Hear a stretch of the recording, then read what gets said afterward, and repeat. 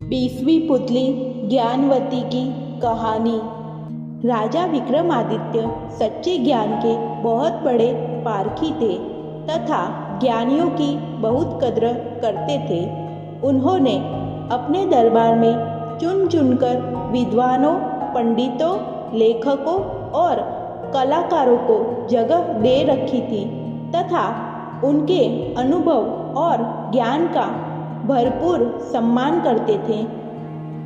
एक दिन way one में किसी कारण विचरण कर रहे थे तो उनके कानों में दो आदमियों की बातचीत का कुछ अंश पड़ा। उनकी समझ में आ गया कि उनमें से एक ज्योतिषी है तथा उन्होंने चंदन का टीका लगाया और अंतर्ध्यान हो गए।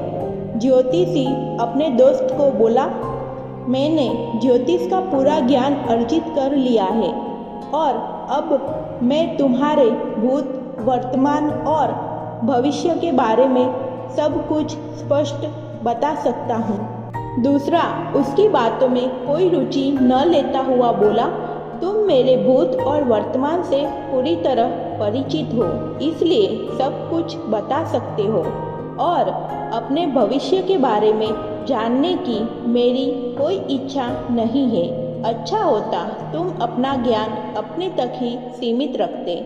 मगर ज्योतिषी रुकने वाला नहीं था। वह बोला, इन बिखरी हुई हड्डियों को देख रहे हो? मैं इन हड्डियों को देखते हुए बता सकता हूँ कि ये हड्डियाँ किस जानवर की है तथा जानवर के साथ क्या क्या बीता।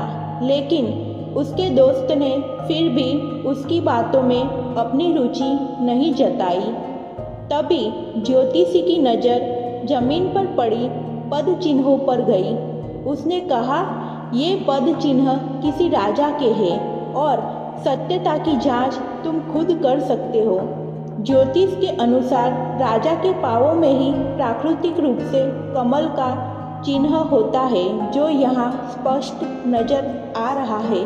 उसके दोस्त ने सोचा कि सत्यता की जांच कर ही ली जाए, अन्यथा यह ज्योतिषी बोलता ही रहेगा।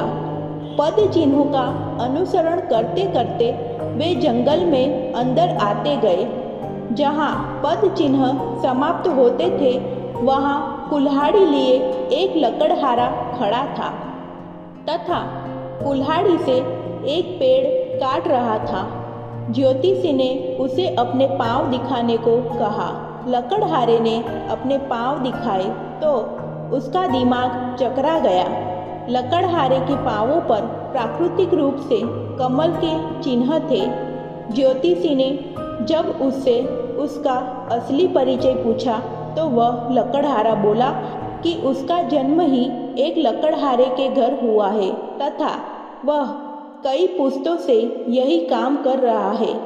ज्योतिषी सोच रहा था कि वह राजकुल का है तथा किसी परिस्थितिवश लकड़हारे का काम कर रहा है। अब उसका विश्वास अपने ज्योतिष ज्ञान से उठने लगा। उसका दोस्त उसका उपहास करने लगा तो वह चिढ़कर बोला, चलो चलकर राजा विक्रमादित्य के पाँव देखते हैं। अगर उनके पाँवों पर कमल चिन्ह नहीं हुआ तो मैं सचमुच ज्योतिष शास्त्र को झूठा समझूंगा और मान लूँगा कि मेरा ज्योतिष अध्ययन बेकार चला गया। वे लकड़हारे को छोड़ उज्जैन नगरी को चल पड़े। काफ़ी चलने के बाद राजमहल पहुँचे। राजमहल पहुंचकर उन्होंने विक्रमादित्य से मिलने की इच्छा जताई। जब विक्रम सामने आए तो उन्होंने उनसे अपना पैर दिखाने की प्रार्थना की। विक्रम का पैर देखकर ज्योतिषी सन्न रह गया। उनके पाँव भी साधारण मनुष्य के पाँव जैसे थे। उन पर वैसी ही आड़ी तिरछी रेखाएं थी। कोई कमल चिन्ह नहीं था। ज्योतिषों को अपने ज्योतिष ज्ञान पर नहीं बल्कि पूरे ज्योतिष शास्त्र पर संदेह होने लगा।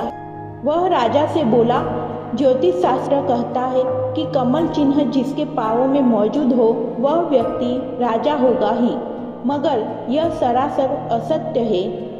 जिसके पाँव पर मैंने ये चिन्ह देखे वह पुश्तैनी लकड़हारा है। दूर दूर तक उसका संबंध किसी राजघराने से नहीं है। पेट भरने के लिए जी तोड़ मेहनत करता है तथा हर सुख सुविधा से वंचित है। दूसरी ओर आप जैसा चक्रवर्ती सम्राट है जिसके भाग्य में भोग करने वाली हर चीज है, जिसकी कीर्ति दूर दूर तक फैली हुई है। आपको राजाओं का राजा कहा जाता है, मगर आपके पाँव में ऐसा कोई चिन्ह मौजूद नहीं है। राजा को हंसी आ गई और उन्होंने पूछा, क्या आपका विश्वास अपने ज्ञान तथा विद्या पर से उठ गया? ज्योतिषी ने जवाब दिया, बिल्कुल, मुझे अब रत्ती भर भी विश्वास नहीं रहा। उसने राजा से नम्रतापूर्वक विदा लेते हुए अपने मित्र से चलने का इशारा किया। जब वह चलने को हुआ तो राजा ने उसे रुकने को कहा। दोनों ठिठक कर रुक गए। विक्रम ने एक चाकू मंगवाया तथा पैरों के तलवों को खुरचने लगे।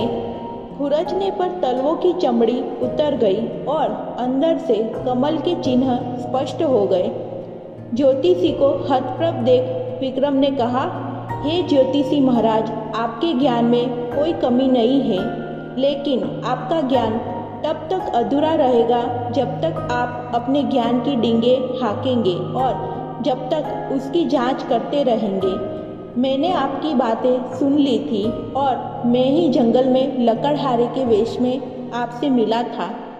मैंने आपकी विद्वता की जांच के लिए अपने पाँवों पर खाल चढ़ा ली थी ताकि कमल की आकृति ढक जाए। आपने तब कमल की आकृति नहीं देखी तो आपका विश्वास ही अपनी विद्या से उठ गया। यह अच्छी बात नहीं है।